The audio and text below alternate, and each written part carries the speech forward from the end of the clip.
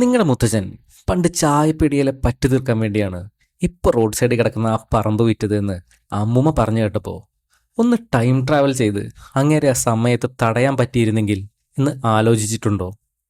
ആ നേരത്ത് ഒരു ഉപദേശം കൊടുക്കാൻ ആരെങ്കിലും ഉണ്ടായിരുന്നെങ്കിൽ ഇപ്പോൾ എനിക്ക് പണിക്ക് പോകാതെ ജീവിക്കാമായിരുന്നു എന്ന് ഇടയ്ക്കിടയ്ക്ക് തോന്നാറില്ലേ?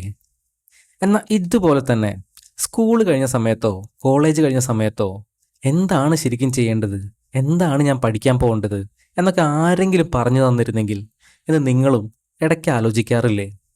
ജീവിതത്തിൽ പല അബദ്ധങ്ങളും സംഭവിച്ച ശേഷം, പല പുതിയ കാര്യങ്ങളും മനസ്സിലായ ശേഷം നിങ്ങൾക്ക് ഈ കാര്യങ്ങളൊക്കെ ആരെങ്കിലും നേരത്തെ പറഞ്ഞു തന്നിരുന്നെങ്കിൽ ഞാൻ എപ്പോഴേ നന്നായി പോയനെ എന്നൊരു feel അടിക്കാറുണ്ടോ?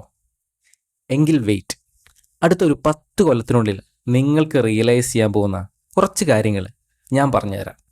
Your time is your greatest asset. അതെ, സമയമാണ് നിങ്ങളുടെ ഏറ്റവും വലിയ സമ്പാദ്യം. നിങ്ങൾ നിങ്ങളുടെ ടീനേജിലോ 20കളിലോ ആണെങ്കിൽ എനിക്കിഷ്ടം പോലെ സമയമുണ്ട് എന്നൊരു ധാരണ നിങ്ങളിൽ ഉണ്ടാവാൻ സാധ്യതയുണ്ട്.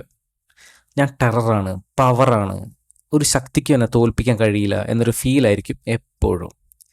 എന്നാൽ ഇപ്പോൾ തന്നെ പറയട്ടെ, സാഡ്ലി അത്രയ്ക്ക് അധിക സമയമൊന്നും നമ്മുടെ കയ്യിലില്ല. അത് തന്നെ പോയാൽ പിന്നെ തിരിച്ചു കിട്ടുകയുമില്ല.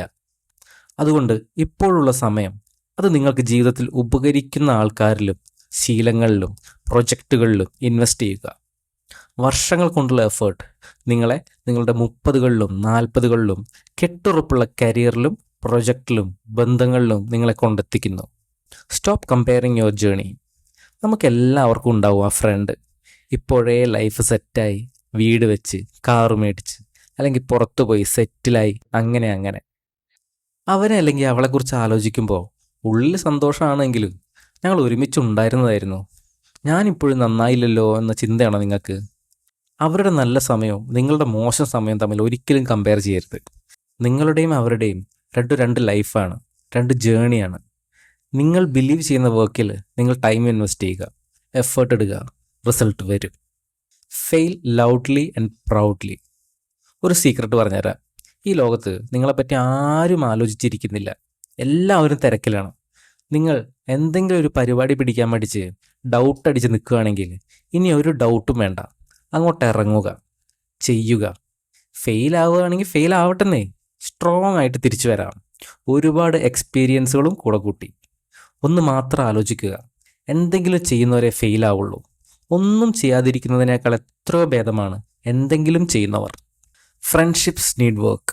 സ്കൂളിലും കോളേജിലും ഉള്ള പോലെ ഒരുപാട് ഫ്രണ്ട്സ് നിങ്ങൾക്ക് നിങ്ങളുടെ 20കളിലോ 30കളിലോ കിട്ടാൻ സാധ്യതയില്ല. ചെറുപ്പത്തിൽ ചങ്കായി ഉണ്ടായിരുന്ന ഫ്രണ്ട്സ് പലരും പല വഴിക്ക് പോയി അവസാനം ഒരു ഹായ് ബായ് ബന്ധം മാത്രമാവും അവരുമായി ബാക്കിയുണ്ടാവുക.